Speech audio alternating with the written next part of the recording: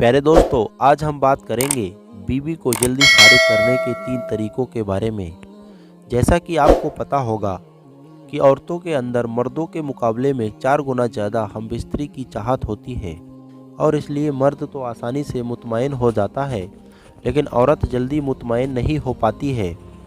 इसलिए आज इस वीडियो में 3 ऐसे तरीके बता रहे हैं जिनसे आप अपनी बीवी को आसानी से मुतमईन कर सकते हैं। अगर आपकी बीवी की पिस्तान बड़े हैं तो ये तरीका आपके लिए और भी ज़्यादा असरदार और फ़ायदेमंद साबित होगा। अगर चैनल को सब्सक्राइब नहीं किया तो फ़ौरन सब्सक्राइब कर लीजिए। प्यारे दोस्तों, शौहर और बीवी के दरमियान अकीजा जिस्मानी ताल्लुक़ का होना दोनों के लिए दिली सुकून और राहत होता है। चाहे औरत जिस्मानी तौर पर मोटी हो या पतली, दोनों ही हमबिस्तरी में एक जैसा मज़ा देती है। लेकिन बड़ी पिस्तान वाली औरत हमबिस्तरी में ज़्यादा मज़ा देती है, चाहे फिर वो पतली हो या मोटी। लेकिन बड़े पिस्तान वाली औरत में एक मसला ये होता है कि वो हमबिस्तरी के दौरान जल्दी फारिग नहीं होती है। उसके लिए शौहर को एक्स्ट्रा टाइम लगाने पड़ते हैं। हम यहाँ बीवी के साथ ज़्यादा लुत्फ़ अंदोज कैसे हो सकते हैं, उसका तरीका बता रहे हैं। ये सब बीवी के अलावा किसी और औरत के साथ हरगिज़ मत करिएगा। ऐसा करना इस्लाम में हराम है और बहुत बड़ा गुनाह है। इस बात का आप ख्याल रखें। चलिए अब आपको 3 ऐसा तरीका बताते हैं जिसके ज़रिए आप अपनी बीवी के साथ खूब लुत्फ़ अंदोज हो सकते हैं और अपनी बीवी को मुतमईन कर सकते हैं। पहला तरीका है गर्दन का बोसा और मसाज करना। आप अपनी बीवी की गर्दन का बहुत ही प्यार और मोहब्बत से बोसा लें। अपने हाथ की उंगलियों से बहुत ही मुलायम और प्यार से सहलाएं। गर्दन से लेकर कान तक प्यार से सहलाएं और बोसा लें, और साथ ही सामने की तरफ यानी बीवी की गला का भी अच्छे से बोसा लें। ऐसा करने से आपकी बीवी को बहुत ज़्यादा मज़ा आएगा और वो आपके प्यार में मदहोश हो जाएगी, जिससे आप उसे आसानी से मुतमईन कर पाएंगे और आपकी बीवी आपसे बहुत ज़्यादा खुश हो जाएगी और प्यार भी करने लगेगी, क्योंकि आपने उसकी सोहबत पूरी कर दी है। दूसरा तरीका है दोनों पिस्तानों की मसाज करना। आप अपनी बीवी की पिस्तान को मुलायम और हल्के हाथों से मसाज करें। बहुत ही प्यार करें, बहुत ज़ोर से नहीं। इस तरीके से करिए कि उसको तकलीफ़ ना हो और दर्द भी ना हो। इस तरीके से करिए कि उसे मज़ा आए। बीवी की पिस्तान को मुलायम और हल्के हाथों से रगड़ने से उसकी जिनसी ख्वाहिशात इस कदर हो जाती है और उसकी सोहबत इतनी ज़्यादा बेकाबू हो जाती है कि औरत शर्मगाह के अंदर फ़ौरन हमबिस्तरी करना चाहती है, और ऐसे में औरत जल्दी फारिग हो जाती है। पिस्तान को आप हाथ से रगड़ने के साथ साथ मुंह से बोसा भी दे सकते हैं। मुंह से बोसा दें, किस करें, इससे बीवी को और ज़्यादा मज़ा आएगा और वो और भी ज़्यादा लज्जत हासिल करेगी, जिससे आपको उसे फारिग करने में ज़्यादा आसानी होगी। और तीसरा हिस्सा है शर्मगाह की ऊपरी हिस्से में नफ्स रगड़ना। तीसरा और आखिरी तरीका है अपने नफ्स को यानी अपने उज़्वे तनासुल को बीवी की शर्मगाह की ऊपरी हिस्से में रगड़ना। ये तरीका सबसे ज़्यादा असरदायक है। इससे औरत को बहुत ज़्यादा मज़ा आता है और उसकी सोहबत बेकाबू हो जाती है। औरत की शर्मगाह के हिस्से को, जिसे अंग्रेजी में जिस्पोट कहा जाता है, शर्मगाह की ऊपरी हिस्से में बाहर की तरफ कुछ उभरा हुआ होता है, उसे ही जिस्पोट कहते हैं। लेकिन ज़रूरी नहीं कि हर औरत की जिस्पोट बाहर की तरफ हो। कुछ औरतों की हल्की अंदर भी होती है। तो आप अपनी बीवी की शर्मगाह के ऊपर अपना नफ्स रगड़िए। याद रखिए, प्यार से रगड़ना, ये नहीं कि बहुत तेज़ से रगड़ दें और उसे तकलीफ़ हो और उसे चोट पहुँचे। अगर ऐसा करेंगे तो आपकी बीवी आपसे नाराज़ हो जाएगी, इसलिए ऐसा हरगिज़ मत करिएगा। इसके अलावा आप उसकी जिस्पोट को हाथ से भी रगड़ सकते हैं। ऐसा करने से आपकी बीवी आपसे बहुत ज़्यादा खुश हो जाएगी, क्योंकि आप उसे अपने प्यार में बहुत ज़्यादा बंदहोश कर चुके हैं, जिसके बाद आप अपनी बीवी को आसानी से मुतमईन कर पाएंगे और उसके सोहबत को पूरी कर पाएंगे, उसे पूरी तरह से मुतमईन कर पाएंगे। तो ये थे 3 ऐसे तरीके जिसके ज़रिए से आप अपनी बीवी की सोहबत को बहुत ही आसानी से पूरी कर सकते हैं। हम उम्मीद करते हैं कि आपको वीडियो दोस्तों आज का ये जो वीडियो है ये वीडियो यूट्यूब पर पहले से मौजूद है। एक भाई ने अपने चैनल पर इस वीडियो को अपलोड किया है। उन्होंने अपनी वीडियो में बताया है कि बीबी के पीछे के मकाम में हम बिस्तरी करना कैसा है। तो दोस्तों आप लोगों से गुजारिश है वीडियो को आखिर तक ज़रूर देखें। वो अपनी वीडियो में बताते हैं, वो कहते हैं क्या मर्द अपनी बीबी के पीछे के हिस्से में हम बिस्तरी कर सकता है। दोस्तों इस मसले पर हमारी एक बहन ने कमेंट के ज़रिए सवाल किया था कि मेरे शौहर पिछले हिस्से में हम बिस्तरी के लिए कहते हैं। मैं उनकी हर बात मानती हूँ, हर प्रकार से फरमाबरदारी करती हूँ, लेकिन मैंने इस बात से इनकार कर दिया। ऐसा काम करने वाला गुनहगार है जिसको करने से निकाह टूट जाता है। सबसे पहले तो वीडियो का गलत मतलब ना निकालें।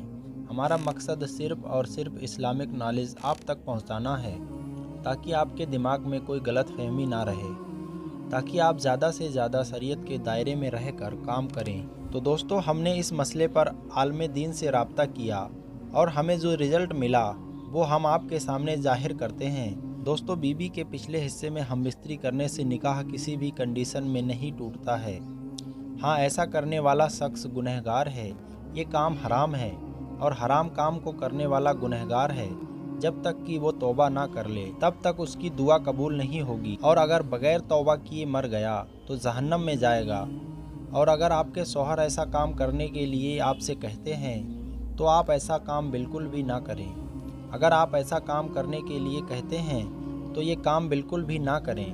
दोस्तों आज का हमारा ये वीडियो शादीशुदा मर्द और औरत के लिए बहुत ही ज़्यादा ख़ास है, क्योंकि आज के इस वीडियो में हम आपको 5 ऐसी गलतियां के बारे में बताने वाले हैं जिनको अक्सर मियाँ बीबी हम बिस्तरी के फ़ौरन बाद कर देते हैं, जिसकी वजह से फिर वो बहुत ही ज़्यादा पछताते हैं, क्योंकि ये 5 गलतियां हर मियाँ बीबी को बहुत ही ज़्यादा नुकसान पहुंचाती है। इसलिए अगर आप शादीशुदा हैं तो आप इस वीडियो को आखिर तक ज़रूर देखें और इन 5 गलतियों के बारे में जान लें, और आप भूल कर भी इन गलतियों को ना करें, वरना आपकी ज़िंदगी भी तबाह और बर्बाद हो सकती है। और अगर आपको ये जानकारी अच्छी लगे तो इस वीडियो को लाइक करके आगे शेयर ज़रूर कर दें, ताकि और भी लोगों के पास भी ये जानकारी पहुंच जाए और उनके भी ये बातें काम आ सके।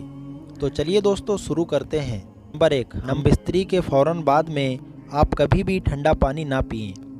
दोस्तों सबसे पहली गलती तो ये है कि बहुत सारे लोग हम बिस्तरी के फ़ौरन बाद में ठंडा पानी पीना पसंद करते हैं। याद रखें हम बिस्तरी के फ़ौरन बाद में ठंडा पानी पीना हमारे जिस्म के लिए बहुत ही नुकसानदायक होता है, क्योंकि उस वक्त में इंसान का जिस्म बहुत ही ज़्यादा गर्म होता है। उस वक्त मर्द हो या औरत दोनों के जिस्म में हरारत बहुत ज़्यादा होती है। ऐसे में अगर उस वक्त में कोई ठंडा पानी का इस्तेमाल करता है, अगर कोई हम बिस्तरी के फ़ौरन बाद में ठंडा पानी पी लेता है तो ये ठंडा पानी जिस्म में बहुत ही ज़्यादा नुकसान पहुंचाता है और सांस की बीमारी भी हो सकती है। दोस्तों आपने कई बार देखा होगा कि कभी कभी हम दोपहर में कड़ी धूप में बाहर से आते हैं तो हमारे घर के बड़े बुजुर्ग कहते हैं कि पसीने में पानी मत पीना, पसीना सूखने दो उसके बाद ही पानी पीना। यही वजह है कि उस वक्त में हमारे जिस्म में बहुत ही ज़्यादा गर्मी होती है। ऐसा वो इसलिए कहते हैं, यही कारण है इसका कि हम बिस्तरी के फ़ौरन बाद में जिस्म बहुत ज़्यादा गर्म होता है, इसलिए हमें उस वक्त में ठंडा पानी कभी भी नहीं पीना चाहिए। नंबर 2, बिस्तरी के बाद एक ही कपड़े का इस्तेमाल ना करें। दोस्तों कुछ लोग हम बिस्तरी के फ़ौरन बाद में दूसरी बड़ी गलती करते हैं।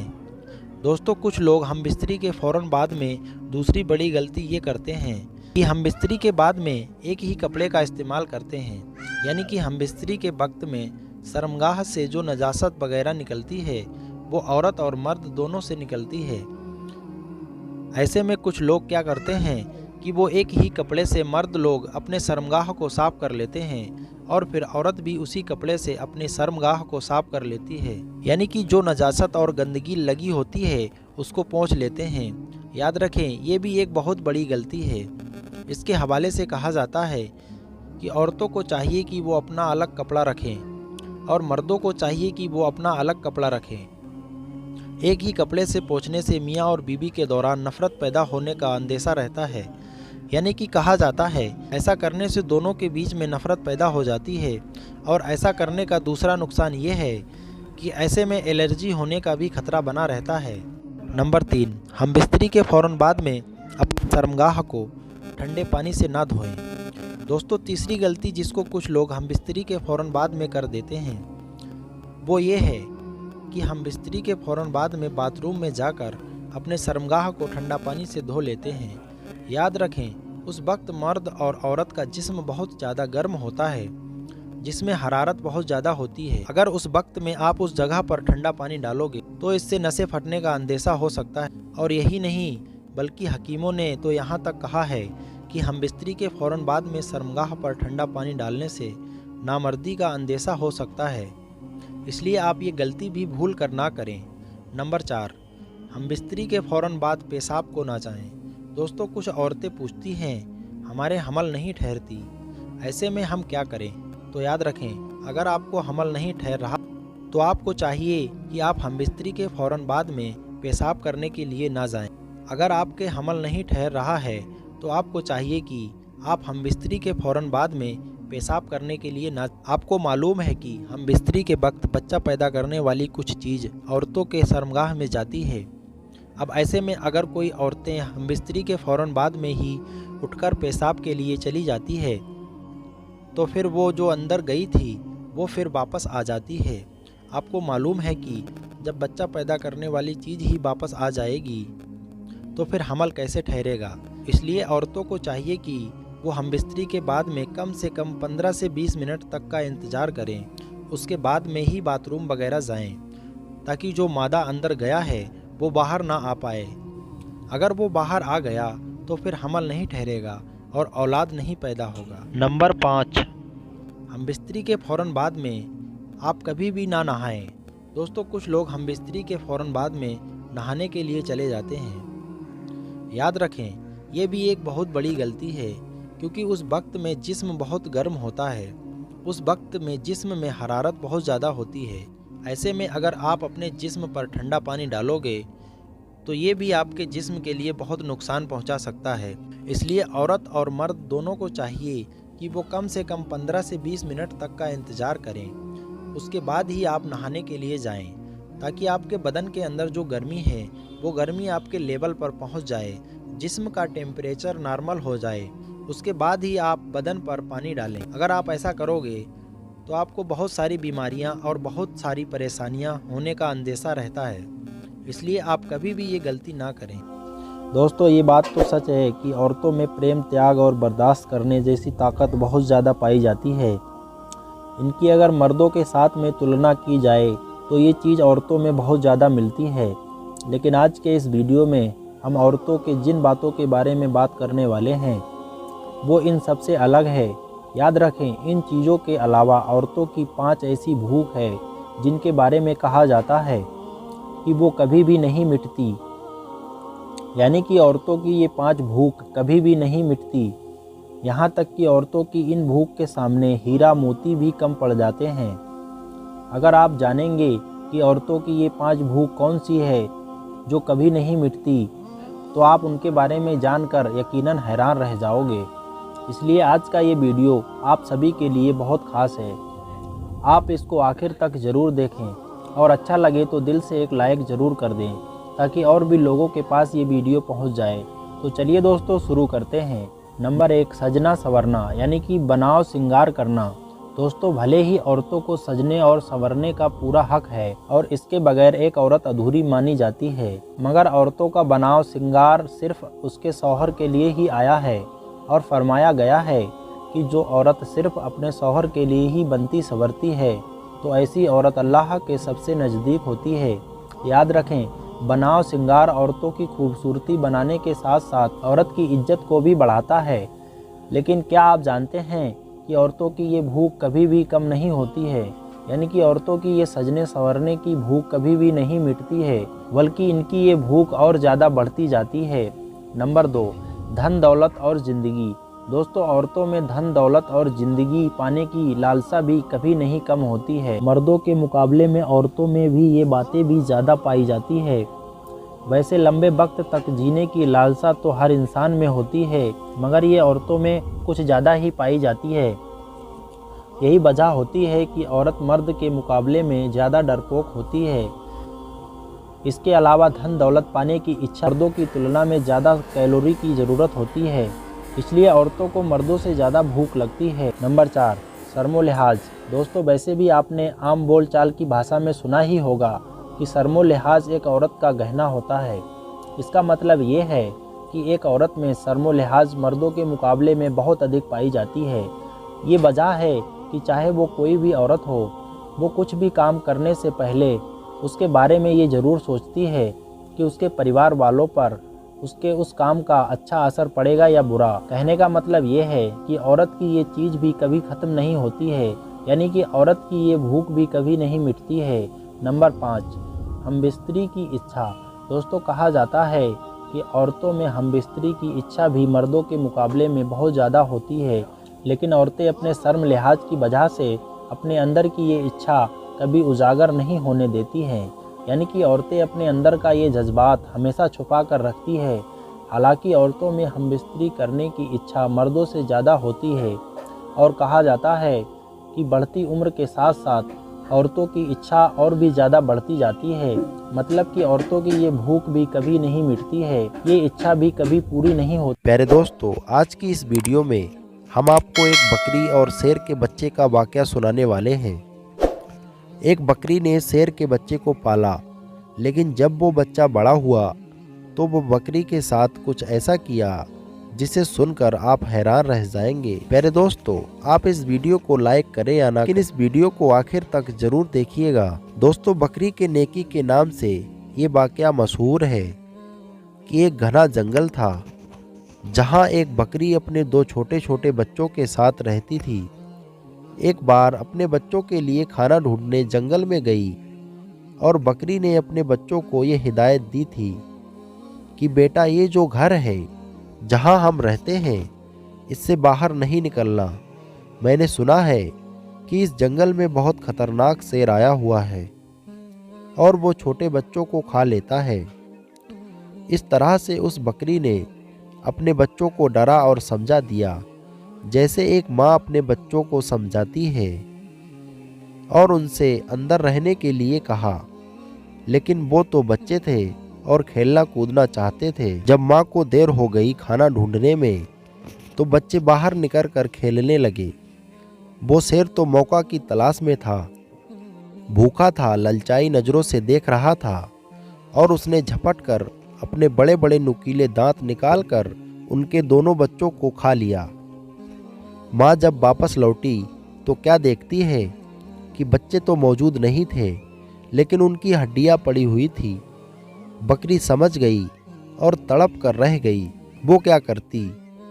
फितरत के हाथों मजबूर होकर एक दरिंदे जानवर ने मेरे बच्चों को खा लिया है। बकरी रोती रही और आसमान की तरफ देखती रही और कहती रही, अल्लाह, मेरे बच्चे मुझसे छीन लिए गए हैं। एक माँ से इतना बड़ा इम्तिहान, लेकिन मैं सब्र करूँगी, कोई शिकवा नहीं करूँगी। लेकिन उस शेर ने मेरे साथ बहुत बुरा किया। बकरी के दिल में शेर के लिए नफरत आ गई, लेकिन अल्लाह तबारक व ताला को उस बकरी से दोबारा एक और इम्तिहान लेना था। बकरी की फितरत क्या है, ये देखना था। एक बार बकरी उदास बैठी थी और सोच रही थी कि क्या करूं, मेरे बच्चे तो नहीं हैं, चलो खाने की तलाश में निकलती हूँ। अचानक जंगल में तूफानी बारिश शुरू हो गई। अब वो चलती जा रही थी कि अचानक उसको किसी के रोने की आवाज़ आई, जैसे कोई दर्द की वजह से तड़प रहा हो और कह रहा हो कि मेरी मदद करो। लेकिन वो आवाज़ साफ तौर पर सुनाई नहीं दे रही थी। बकरी ने चारों तरफ नज़र दौड़ाई। उसे एक शेर का बच्चा पड़ा हुआ नजर आया। वो बहुत छोटा बच्चा था। ऐसा लग रहा था कि अभी अभी पैदा हुआ है और चलने फिरने के काबिल नहीं है।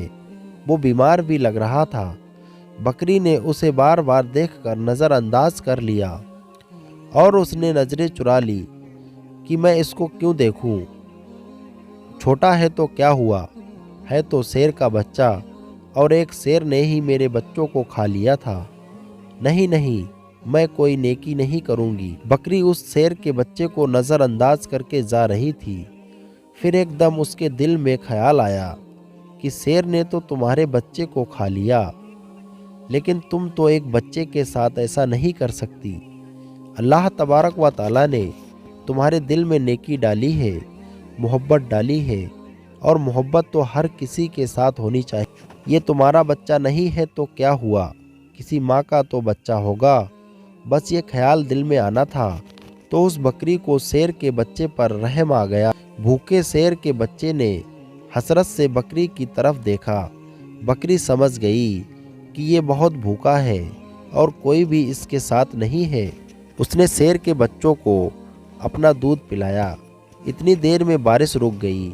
बकरी ने घर में उसको रख कर वहाँ से जाने का इरादा किया, लेकिन फिर उसे ख्याल आया कि कहीं शेर का ये बच्चा अकेले यहाँ पड़े पड़े मर ना जाए। लिहाजा बकरी उसके पास रुक गई। 2-3 दिन अपने घर नहीं गई, बल्कि शेर के बच्चे की देखभाल करती रही। बकरी की देखभाल करने की बदौलत शेर का वो बच्चा तंदुरुस्त हो गया। अब बकरी ने सोचा कि शेर का बच्चा तंदुरुस्त हो गया है, अब मैं अपने घर चली जाती हूँ।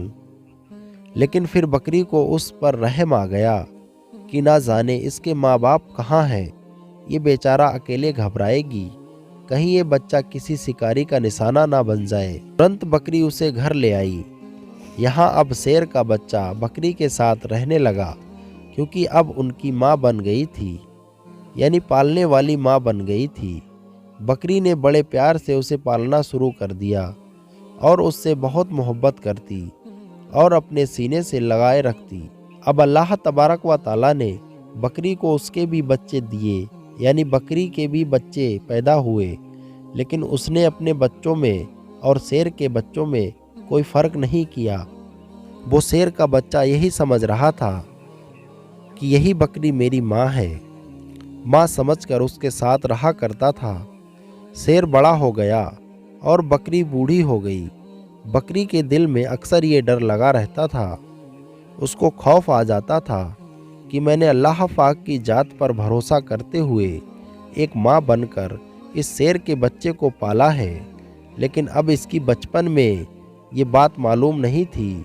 जब ये जवान होगा तो इसे मालूम होगा कि मैं बकरी हूँ और ये शेर है, और शेर का काम तो बकरी को खाना है, अपने से कमज़ोर जानवरों पर हमला करना है।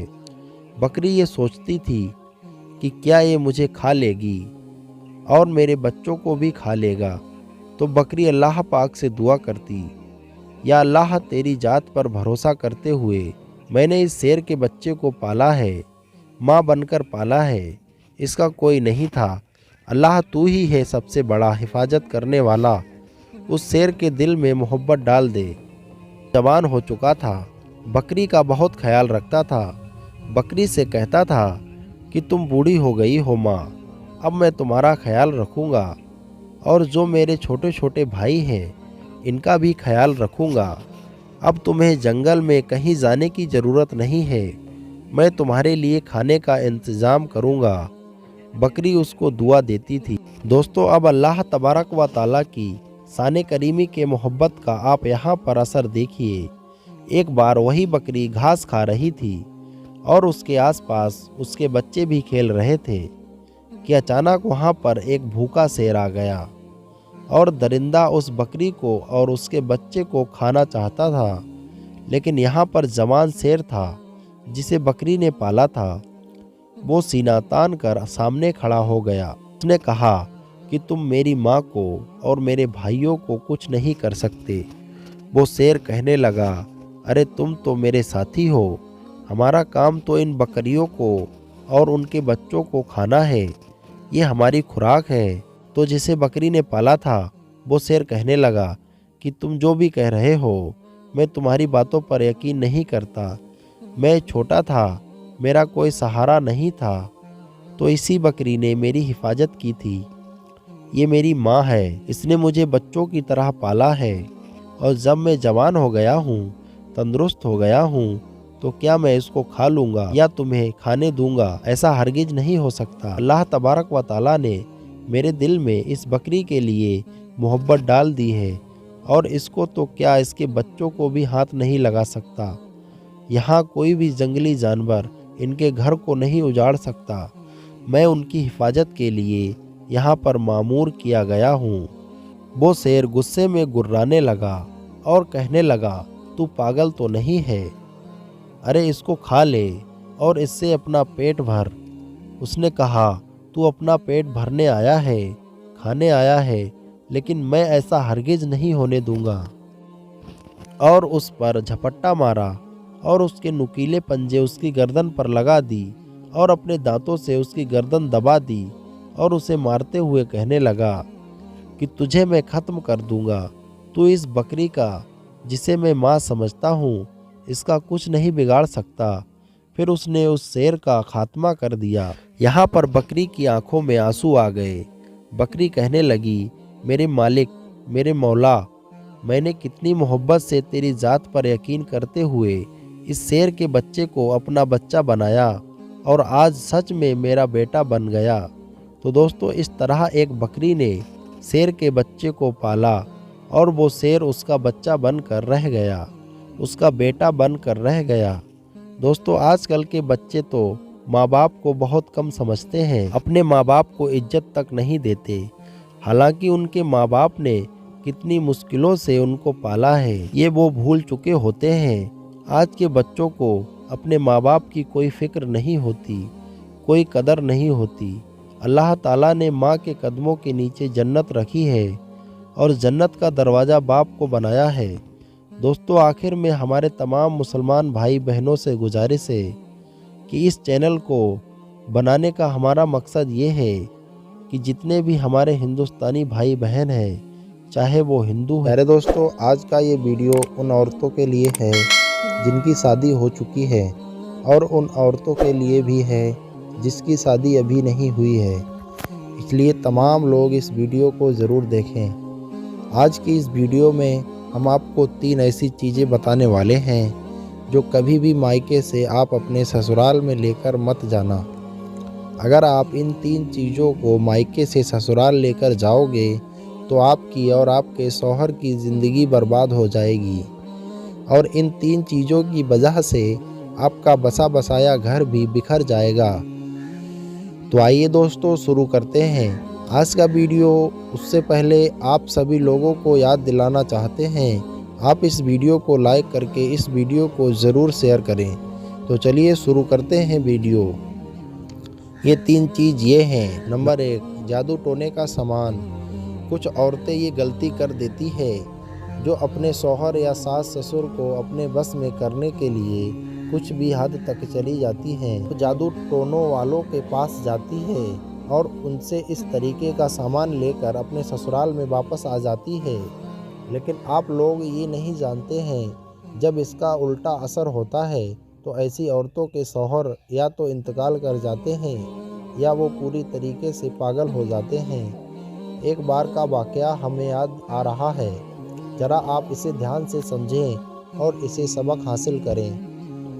एक बार एक औरत किसी अल्लाह वाले के पास पहुंची और कहने लगी, बाबा आप मुझे कोई ऐसी ताबीज़ दे दीजिए जिससे मेरा शौहर मेरी हर बात माने, मेरा शौहर मेरे बस में हो जाए। सुनकर उन बाबा ने कहा, ये अमल तो सिर्फ़ और सिर्फ शेर के बाल पर होगा।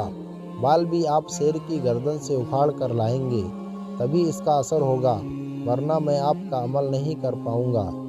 ये सुनकर वो औरत उदास हो गई और अपने एक सहेली के पास चली गई और सहेली को ये तमाम वाक़या बता दिया। तो उसकी सहेली ने बताया, काम तो मुश्किल है मगर नामुमकिन नहीं है। ऐसा करो, रोज़ाना 5 किलो गोश्त ले जाकर जंगल में जाया करो, जहाँ शेर आया करते हैं वहाँ डालकर छुप जाया करो। कुछ दिनों के बाद शेर के सामने डालना शुरू कर देना। जब वो तुमसे हिल मिल जाए तो तुम आसानी से उसका बाल उखाड़ लेना। उसके बाद में उस औरत ने ऐसा ही किया। 1 महीने तक वो चुपचाप शेर को गोश्त डालती रही। जब वो शेर इसका आदी हो गया तो उसने शहर के आगे जाकर गोश्त डालना शुरू कर दिया। शेर उसे हिल मिल चुका था। फिर एक दिन उस औरत ने आहिस्ता आहिस्ता शेर की गर्दन पर हाथ फेरना शुरू कर दिया और मौका देखकर उसने शेर का एक बाल उखाड़ लिया और फिर वो बाल लेकर बाबा के पास पहुंच गई और कहने लगी कि बाबा, मैं शेर की गर्दन से बाल उखाड़ लाई। बाबा ने हैरान होकर पूछा, कैसे लाई? तो उसे सारा वाकया बयान कर दिया। ये सुनकर बाबा कहने लगी, क्या तुम्हारा शौहर इस शेर से भी ज़्यादा खतरनाक है?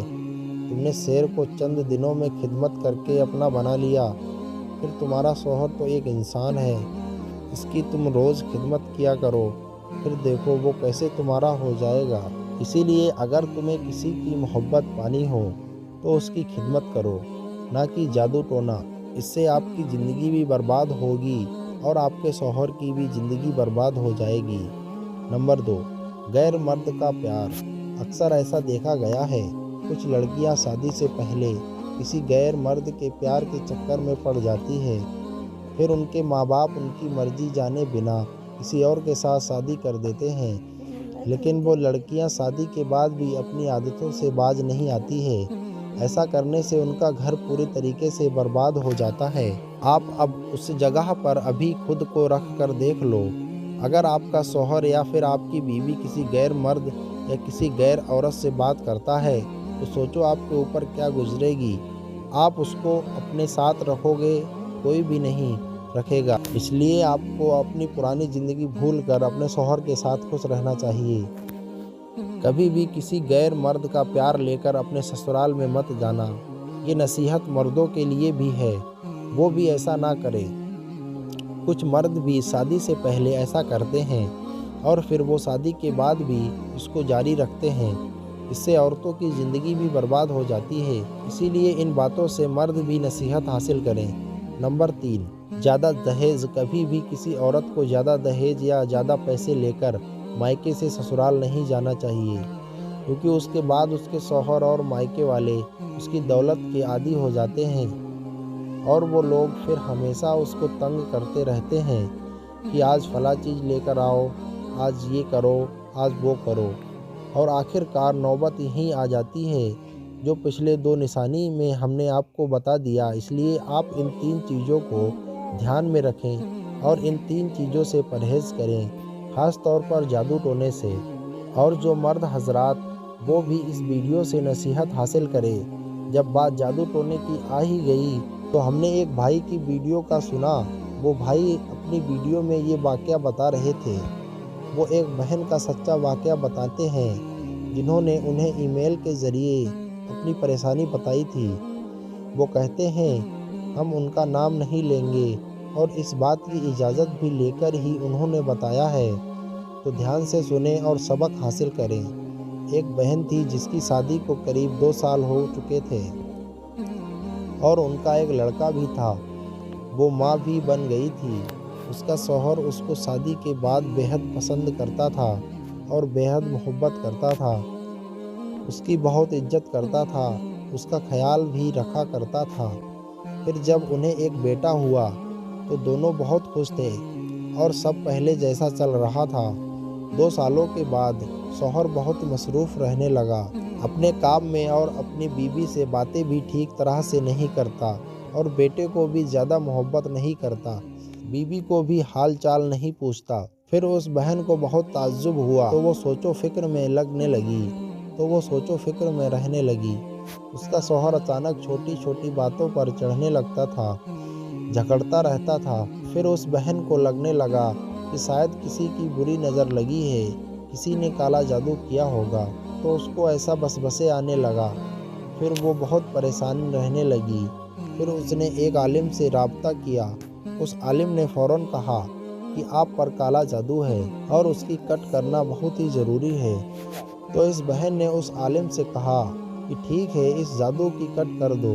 तो उस आलिम ने 10,000 रुपये मांगे। इस बहन ने दे दिए और फिर 1 महीने के बाद सब ठीक हुआ। उसका शौहर अच्छा रहने लगा, उससे प्यार से बातें करने लगा। फिर ये बहन उस आलिम के पास जाकर शुक्रिया अदा करने जाती है तो आलिम ने कहा कि तुम्हारे शौहर की तो जादू काट दी है और अब तुम्हें क्या चाहिए। तो इस बहन ने कहा कि कि मेरे शौहर को मेरे काबू में करना है। तो आलिम ने कहा ठीक है, बहुत मुश्किल है मगर कर देंगे, मगर इस बार रकम ज़्यादा लगेगी। तो उसने 25,000 रुपये की मांग की। तो इस बहन ने 25,000 जैसे तैसे जोड़ कर दे दिए। फिर अमल किया या नहीं किया, वो आलिम शौहर का रवैया थोड़ा बदल सा गया था, नरम हो गया था और वो बीबी के लिए ऑफिस की छुट्टी लिए करता था। फिर बीबी भी खुशी थी, शौहर भी खुश था। फिर 6 महीने तक सब अच्छा चलने लगा था। फिर अचानक उस बहन के शौहर की जॉब चली गई। फिर शौहर ने जॉब की वजह से पूछी तो बताया गया कि तुम्हारी वजह से कंपनी को नुकसान हो गया है और तुम छुट्टियां भी बहुत ले रहे थे, इसलिए तुम्हें निकाल दिया। फिर शौहर ने शराब पीना शुरू किया, घर जाकर झगड़ा करना शुरू किया, मारना पीटना शुरू किया। फिर ऐसे रोज़ाना शराब पीने की आदत ने उसका लीवर ख़राब कर दिया। उस बहन को लगता है कि ये अमल की वजह से सब हुआ। पता नहीं वो अमल करने वाला आलिम बाबा रूहानी अमल करता था या शैतानी अमल, पता नहीं।